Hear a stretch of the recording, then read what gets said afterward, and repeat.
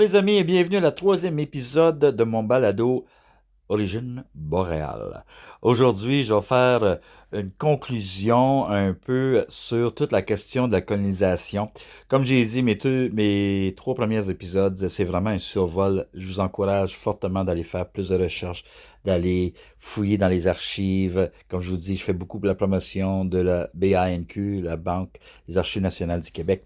Donc, allez voir, c'est facile, vous pouvez faire des recherches, vous pouvez même faire des recherches mots-clés dans l'engin de recherche Google ou dans vos engins que vous préférez. Vous allez trouver plein d'informations, même des recherches qui sont accessibles via Internet. Il faut juste savoir qu'est-ce qu'on cherche. Puis dans notre recherche, c'est tout. Donc aujourd'hui, je vous parle du rôle, comme j'ai dit, je ne vais pas faire toute l'histoire apostolique de l'Outaouais, mais ça a joué un grand rôle. Faut le mentionner. Ça a joué un grand rôle au niveau de la colonisation du Pontiac et chez les Canadiens et aujourd'hui les Franco qu'on connaît aujourd'hui, les Franco-Pontissoises et Pontissois. Donc, c'est ça. C'est un peu la fin de tout ça que je vais vous mentionner. L'impact que ça a eu. Parce que faut pas oublier que dès le début de la colonisation, du développement de l'Outaouais après la conquête, avec les postes de traite, blablabla, les voyageurs, après ça, l'arrivée des premiers colons dans le bas de la vallée de l'Outaouais, à partir d'Ottawa jusqu'à Montréal, des deux côtés de la rive, la colonisation commençait à très bien s'installer. Sauf que en haut d'Ottawa, dans notre région, jusqu'à le nord, c'était vraiment l'industrie forestière, la drave, les chantiers, les barons.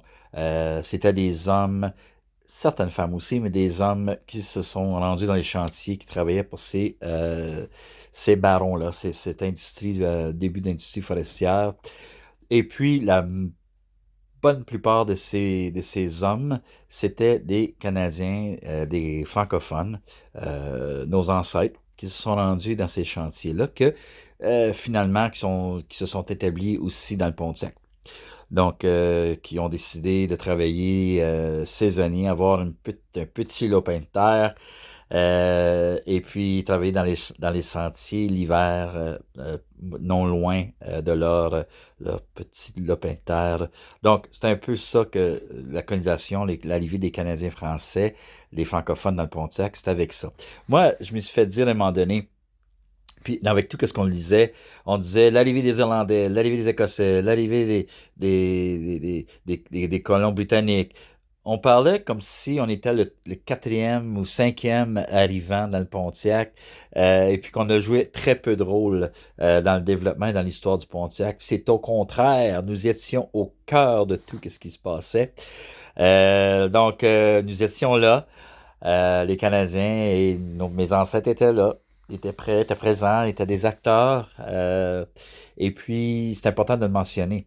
Parce que on n'en parle pas. On parle, je vois sur les réseaux sociaux, parce que je suis membre de plusieurs groupes historiques de la région. Là, puis, je vois des gens mettre des choses sur le Booth. Dernièrement, c'était Booth. Puis on vante ses exploits, tout ce qu'il a fait. Il est venu dans la région avec quelques centaines de dollars dans ses poches. À l'époque, c'était plus que ça, là, ça valait plus que ça.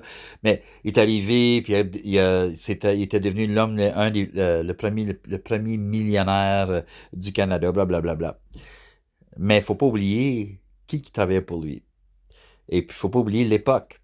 Tu sais, les normes du travail. Aujourd'hui, s'il y aurait les normes du travail, je suis pas sûr qu'il y aurait eu ça aussi facile. Tu sais, quand on regarde les photos, hein, si on regarde les photos, puis on voit, j'ai des photos de famille là-dedans, là, des chantiers, les premiers chantiers, là. Et puis, t'as des enfants, t'as des jeunes garçons. Il y a une photo que je l'ai prise pour la chanson euh, de Reboul, le missionnaire Oblat. Euh, c'est une vraie photo que j'ai demandé à IA de juste de raffiner, parce qu'elle était vieille, la photo. Mais tu vois vraiment dans la photo le père qui tient son fils dans ses bras. Puis à côté, ça doit être le grand frère ou l'oncle du petit, parce que tu vois, les trois sont comme ensemble. Puis il y a bien d'autres photos que j'ai vues, même dans la Haut-Gatineau, des enfants au chantier. On va dire, ah oui, mais c'était des aides cuisiniers, il aidait aussi le charretier, les chevaux, le bois de poêle. Ouais, mais ils travaillaient fort puis dur, ces enfants-là. Faut pas oublier. Tu pouvais rentrer, mon père est rentré au chantier à l'âge de 14 ans. Euh, Fait que, on commençait jeune. On n'allait pas de bûcheron dès le début, c'est certain. Mais on se préparait à la relève, tu sais. Fait que, il devenait aide chantier, puis il y a un livre sur les bûcherons. Je vais vous partager au prochain balado, là, juste pour vous montrer un peu là, qu'est-ce qui s'est passé au niveau des références et tout ça, puis toute l'histoire qui était écrite là-dessus. Donc, oui, il n'y avait pas de normes du travail à cette époque-là, hein. Il y a bien des hommes qui ont perdu leur vie dans ces chantiers-là. Et puis, je suis certain que ces familles-là n'ont pas été récompensées. Il n'y a pas eu une indignité due à la perte de leur vie de leur mari ou leur frère ou leur fils au chantier. Je pense pas. Donc, on peut parler de ces barons-là, dire que c'est tout ça, mais au point de les rendre des héros ou des gens, on pourrait en parler comme, oui, il a développé le secteur, choses comme ça, mais les rendre comme des gens mythiques, c'est un peu, moi, j'ai un peu de la misère avec ça. Mais ça, c'est juste moi, là. Donc, c'est important, par exemple, de parler de cette histoire-là. Puis c'est ça, moi, mon but, c'est de parler de ces gens-là qui ont travaillé pour ces chantiers-là, dont mes ancêtres et les Franco-Pontois à l'époque, qui sont rendus là et ont travaillé pour ces chantiers-là, ces histoires-là. Donc, pour moi, c'est important. Ça fait partie de mon histoire, de ma famille. C'est là mes origines. Tu sais, mes origines sont là. C'est mes... c'est d'être bûcheron, c'est d'être draveur, c'est d'être habitant. Donc, ça a été l'enracinement de beaucoup de familles franco-pontoises dans le Pontiac. Donc, c'est important de le mentionner parce qu'on n'en parle pas beaucoup de notre histoire. Sauf, on en parle dans le livre, j'ai déjà mentionné, Les Sacrifiés de la Bonne Entente, écrit par Luc Bouvier. Euh, j'ai fait une recherche tantôt, puis on mentionne même pas mon nom dans tout ça, dans des sites, des choses comme ça. On mentionne pas qui a initié le livre. Qui a initié le livre? C'est moi qui l'ai apporté au Comité d'action francophone. Je voulais écrire un livre sur les francophones du Pontiac. Et puis, on a fait une demande au Culture et Communication. À l'époque, c'était la ministre Louise Baudouin, à l'époque.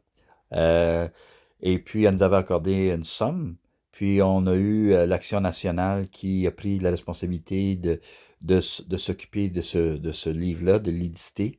Donc, une fois, puis on l'a embauché, nous, on a embauché Luc Bouffier faire la recherche. C'est nous qui avons embauché Luc Bouvier. Et puis, la recherche a été faite, ça a été publié avec l'Action nationale.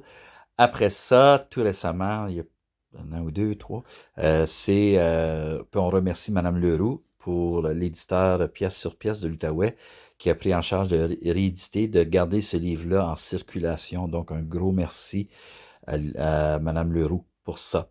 Parce que c'est une histoire, faut pas oublier. Beaucoup de gens veulent pas accepter la réalité, la vérité derrière tout ça. Fait que c'est important que je le mentionne. Puis c'est un peu la raison pour que ce balado existe aussi, c'est pour continuer cette voie-là, de parler de nous en tant que francophones du Pontiac, puis en tant que notre histoire locale, parce qu'on a longtemps, intentionnellement voulu déraciner les francophones du Pontiac. Même il n'y a pas longtemps, je me suis fait dire des commentaires. C'est un- Puis ça me blesse pas, mais ça me fait réfléchir le besoin de continuer de faire ce balado-là que je fais. Et puis, aussi, il y a des gens qui disent, ah, le Québec fait rien pour le Pontiac. On est toujours, c'est pas vrai. Qui est le plus grand employeur du Pontiac? Première question. Deuxième question, qui a aidé à financer le livre des Sacrifiés de la Bonne Entente pour parler de nous en tant que francophones, franco-pontois, qu'est-ce qui s'est réellement passé et pourquoi que notre réalité est celle qu'on vit aujourd'hui? Quand on voit que de plus en plus, puis c'est générationnel, mais on voit encore là, l'insécurité linguistique chez les franco-pontois et franco-pontoises.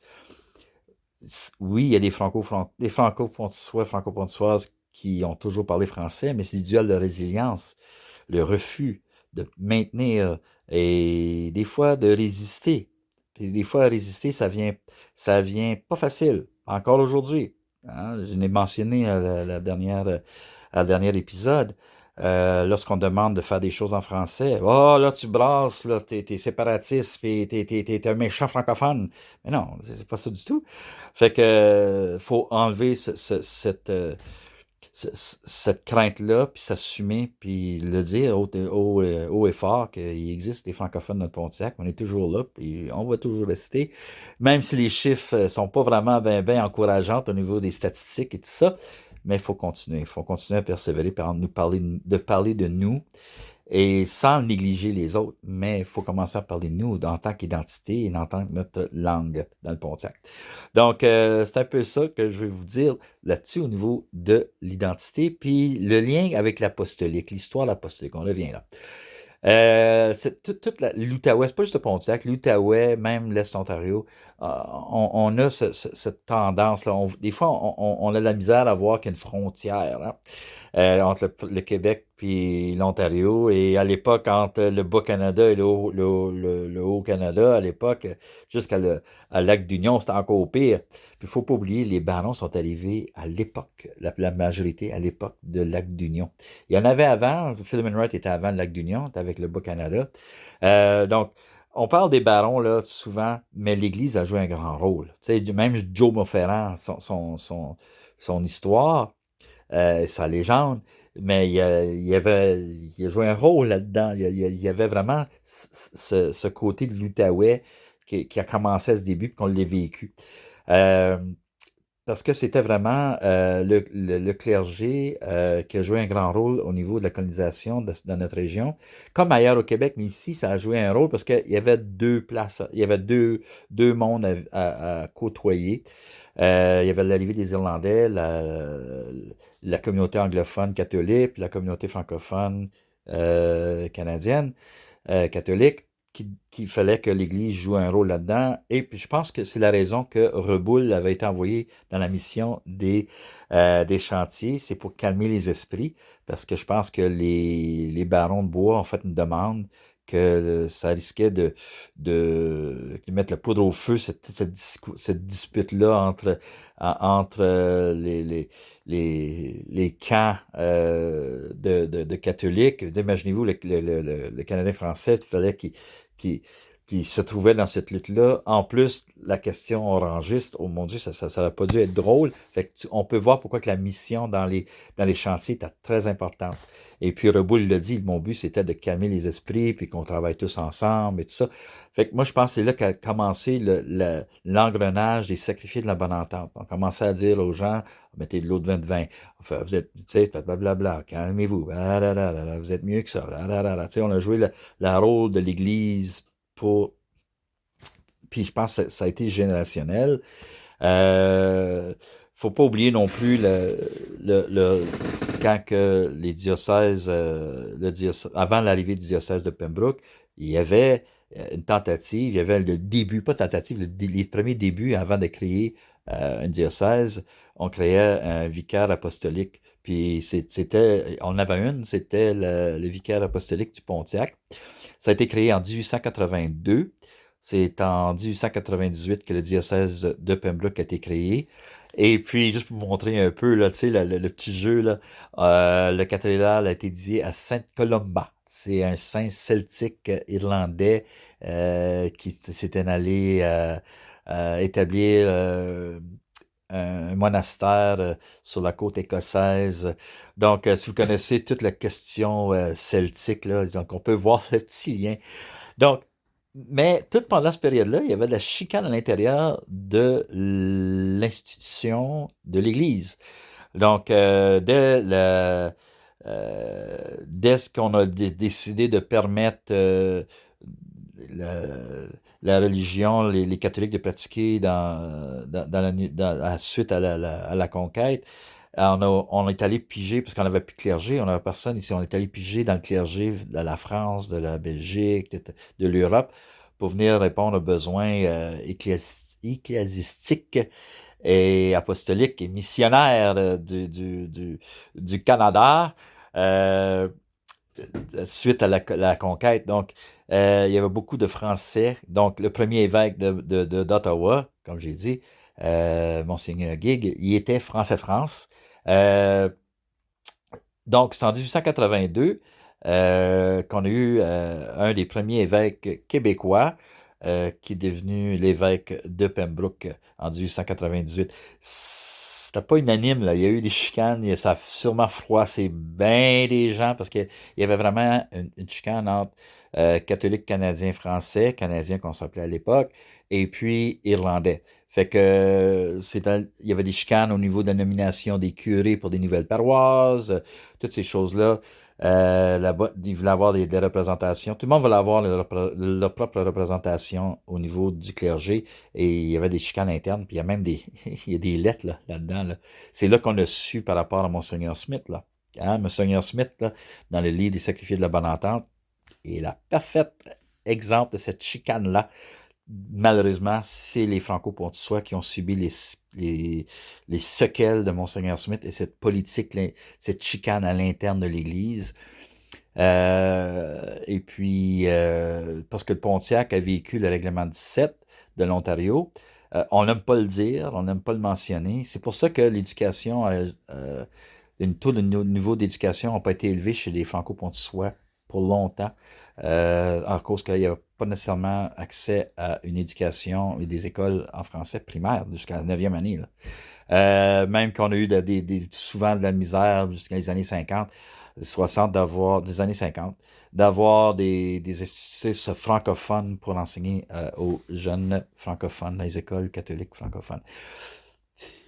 Et puis là-dedans, il y a eu plein de chicanes. Si on va voir la chicane du curé Archambault de l'île du Grand Calumet, hein, on voit tout ça, là, vous allez percevoir que, OK, oui, il y avait une chicane à l'intérieur de l'Église, mais c'est nous qui avons subi les conséquences de ça. Puis ça a été générationnel.